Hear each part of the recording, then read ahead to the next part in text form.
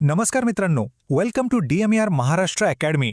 आज आपण staff nurse पदभरतीसाठी जे ऑफिशियल कॉल लेटर आले आहे त्यातील कागदपत्र तपासणी प्रक्रियेची सगळी माहिती एकदम सोप्या भाषेत समजून घेणार आहोत. ज्या उमेदवारांची निवड झाली आहे त्यांच्यासाठी हे विश्लेषण खूपच महत्त्वाचं आहे, त्यामुळे प्रत्येक गोष्ट काळजीपूर्वक ऐका.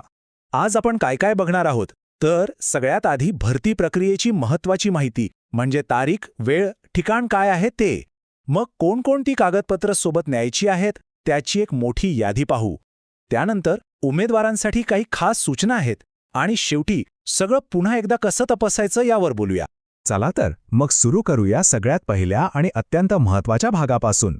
ही माहिती तर अजिबात चुकायची नाही, त्यामुळे इकडे नीट लक्ष द्या. तर कागदपत्र पडताळणीची तारीख आहे 29 जानेवारी 2026. वेळ आहे सकाळी ठीक 9 वाजताची. उमेदवारांनी उपसंचालक आरोग्य सेवा, नाशिक मंडळ नाशिक या पत्त्यावर हजर राहायचं आहे. ही तारीख आणि वेळ खूप महत्त्वाची आहे, त्यामुळे ती व्यवस्थित नोंद करून ठेवा. हे पत्रक खास करून नाशिक मंडळातल्या स्टाफ नर्स म्हणजे शासकीय महिला या पदासाठी ज्यांची प्रतीक्षा यादीतून निवड झाली आहे त्या उमेदवारांसाठी आहे, ज्यांची नावं यादीत आहेत. ही सगळी माहिती त्यांच्यासाठीच आहे. आता आपण वळूया सगळ्यात मोठ्या आणि तपशीलवार भागाकडे, म्हणजे आवश्यक कागदपत्रांची यादी. आपण याला एक चेकलिस्टच म्हणूया, म्हणजे ऐनवेळी गडबड होणार नाही आणि कोणतंच कागदपत्र विसरलं जाणार नाही. बरं, सगळ्यात आधी बघूया मूलभूत कागदपत्र. यात उमेदवारांची सगळी शैक्षणिक, व्यावसायिक आणि तांत्रिक पात्रतेची प्रमाणपत्र लागतील. जे उमेदवार आरक्षित प्रवर्गात येतात त्यांना जातीचा दाखला आणि जात वैधता प्रमाणपत्र सोबत ठेवावं लागेल. वयाच्या पुराव्यासाठी शाळा सोडल्याचा दाखला किंवा जन्म दाखला हवा. आणि हो, नॉन क्रिमिलेअर प्रमाणपत्र आणि महाराष्ट्राचा रहिवासी दाखला म्हणजे डोमिसाईल सर्टिफिकेट हे सुद्धा आवश्यक आहे. यानंतर येतात वैयक्तिक कागदपत्र.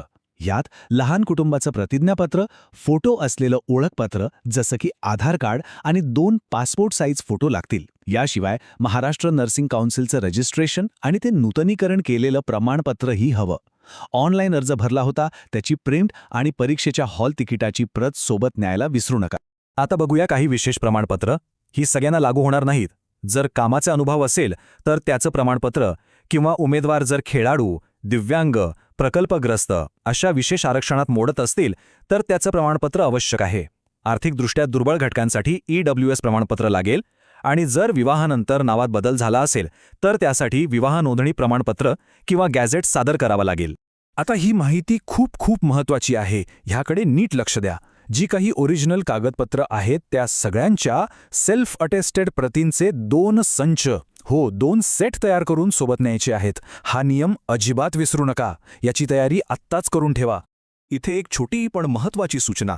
जे उमेदवार DMER नर्सिंग किंवा DHS परीक्षेची तयारी करत आहेत त्यांच्यासाठी सिलेक्टिव्ह स्टडी मटेरियल उपलब्ध आहे. ते मिळवण्यासाठी चॅनलची YouTube मेंबरशिप जॉईन करता येईल. चला, आता आपण काही ऑफिशियल नियमांबद्दल बोलूया. या नियमांचं पालन करणं खूप गरजेचं आहे, नाहीतर निवड धोक्यात येऊ शकते. त्यामुळे कोणत्या चुका टाळायच्या आहेत ते नीट समजून घेऊया. यातला सगळ्यात मोठा आणि महत्त्वाचा नियम म्हणजे कागदपत्र पडताळणीच्या दिवशी उमेदवाराला स्वतः हजर राहावं लागेल. हे बंधनकारक आहे. जर उमेदवार गैरहजर राहिला तर त्याची निवड सरळ रद्द होईल आणि प्रतीक्षा यादीतील पुढच्या उमेदवाराला संधी मिळेल. त्यामुळे काही झालं तरी स्वतः उपस्थित राहायचं आहे. आणखी काही नियम आहेत, त्यांच्यावरही लक्ष देऊया.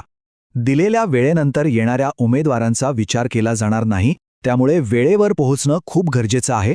या प्रक्रियेसाठी येण्या-जाण्याचा कोणताही खर्च किंवा भत्ता मिळणार नाही याची नोंद घ्यावी.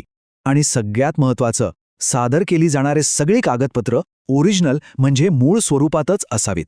आता आपण जवळजवळ शेवटच्या टप्प्यात आलो आहोत.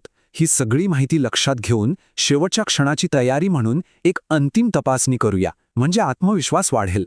तर ही आहे अंतिम 3 स्टेप चेकलिस्ट. स्टेप 1, सगळी मूळ कागदपत्र एका फाईलमध्ये व्यवस्थित जमा करा.